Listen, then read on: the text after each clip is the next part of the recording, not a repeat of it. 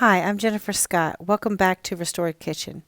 Today we are going to make a dish called Poblano chicken and dumplings, a variation of the southern classic dish. We're using our mirepoix, which is 1 small onion, 2 celery sticks, 3 carrots, all finely chopped, and we're adding to our mirepoix 1 to 2 poblano peppers. Now this recipe uses an enamel cast iron Dutch oven, very nice from stove to table, but you can use any big heavy pot.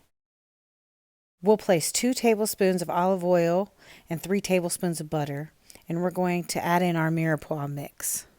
We're going to place this on the stove and saute until the vegetables begin to exude their natural liquids and soften. Now you don't want to add any salt just yet because that's going to make the onions release even more water, and right now we just want them to naturally soften.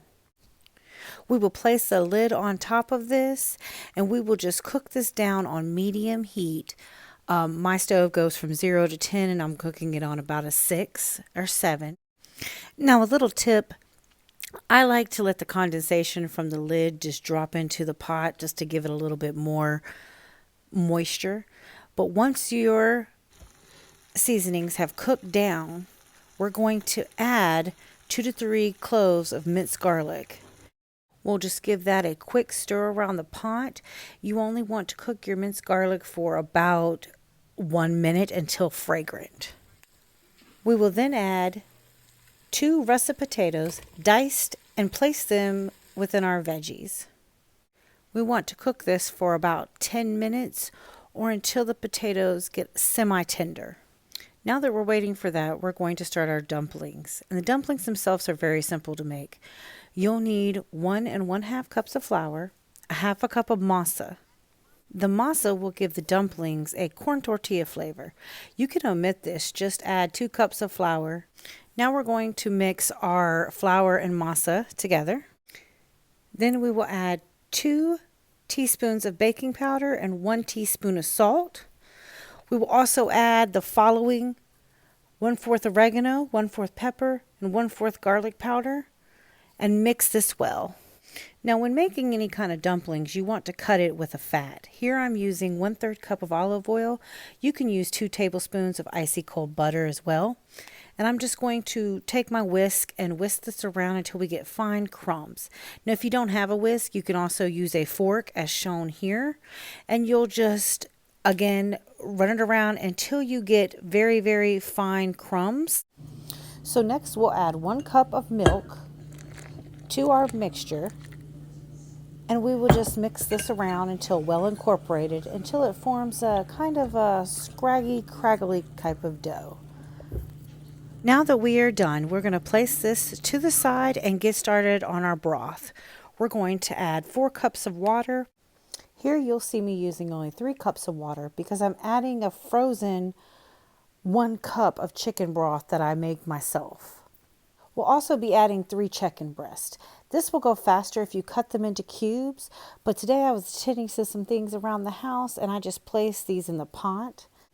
Here you'll see my frozen chicken broth, and I just popped it right in there and it's going to melt into our stew.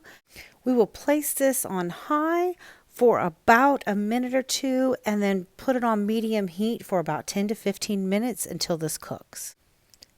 Add chicken bouillon. This I added probably about maybe a tablespoon or 2, and then a dash more. This is my secret ingredient for many of my dishes. It adds lots of flavor. Again, we'll boil this for about 1 to 2 minutes and then place on a medium heat and cover until our stew is done for 10 to 15 minutes. Now, the lid of the enamel cast iron Dutch oven has rings on the inside. These rings serve as to pull the condensation and keep it in and just beautifully cook many dishes. We want to remove our chicken. If you've cubed a chicken, skip this step. And we'll add 1 teaspoon of cornstarch or flour that you've mixed into 3 tablespoons of water. This is going to thicken up our stew nicely. Now it's time to taste for seasonings. You'll add 1 teaspoon of garlic powder, adobo, salt, pepper, and oregano. Be sure that you taste this to see if you need to add more. Remember, when adding seasonings, you want to add less and then build, because you can always add, you cannot take away. Now that our stew is seasoned, we're going to add our chicken back into the pot. We'll give this a quick stir, and then we will add 1/2 chopped cup of cilantro, which will probably be about 3 to 4 sprigs. You can also substitute parsley, fresh or dried. I prefer fresh, it gives it so much more flavor. For this task, we will add 2 tablespoons of dumplings right on top of your stew. Here I'm using a cookie scoop. This is just an easy way to measure 2 tablespoons. You can also eyeball and make these as big or as small as you want. And we'll place them right into the stew and let them fall in. Now, if you don't have a cookie scoop, you can also use a fork. You'll want to just kind of place it, stick it into the stew a couple times to let the moisture, and then just plop it off with your finger if you cannot get it to come off the fork. Now, don't worry about overcrowding or worrying about them in the pot. They will rise to the surface whenever they are done. This is a no-fuss, simple recipe, so this will come together nicely. And here I'm just going to stir them around just to get some extra flavor on top of these. You'll want to set your timer for about 12 minutes. The dumplings should be puffy and cook through, and the stew underneath will be cooked to perfection. After your timer goes off, after 12 minutes, we're going to do my little lid condensation trick. That way I don't get it everywhere. And these are cooked to perfection. They are puffy. The dumplings are cooked through. They're going to be tender. And it is ready to serve.